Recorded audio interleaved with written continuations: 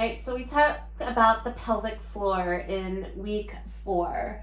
So what we want to have everyone do is lying on the floor comfortably. They can feel that nice, small, natural curve in their back, but then we want them to be able to tilt that pelvis. And a great cue is to have them make a triangle with their thumbs and index fingers, those index fingers being the top of the triangle, the thumbs being the base.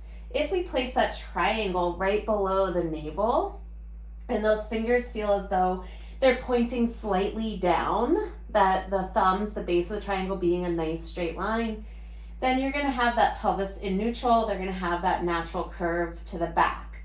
Then when we tilt that pelvis in, that navel towards the spine, you feel the fingers pointing slightly up or the pubic bone pointing slightly up, and that is that pelvic tilt that we're looking for. I also like to talk about, while we're in this position, the drawing up of the pelvic floor. The pelvic floor being a hammock of muscles is how I explain it, and it's attached to the top of the hips. Those hips being your trees that you've attached your hammock to. And when we cinch that hammock up or draw it up, when no one's sitting in it, right? No heaviness, no weight of the bladder, you're pulling up on that pelvic floor or that hammock. So these are good analogies for women, particularly who have had deep flap or other abdominal surgeries and who have trouble kind of sensing how to engage that pelvic floor.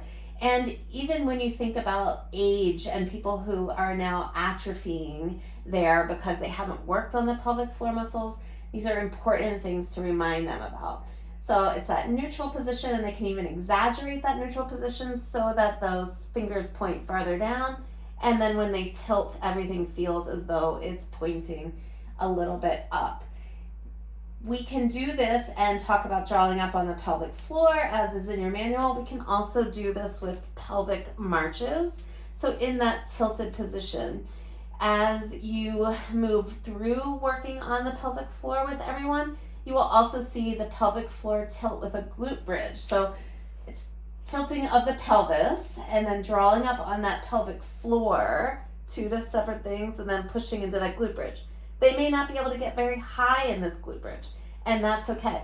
That's because they're holding that contraction of the pelvic floor, and it's all just a way to start to work in the lower abdominals and strengthen through that pelvic floor.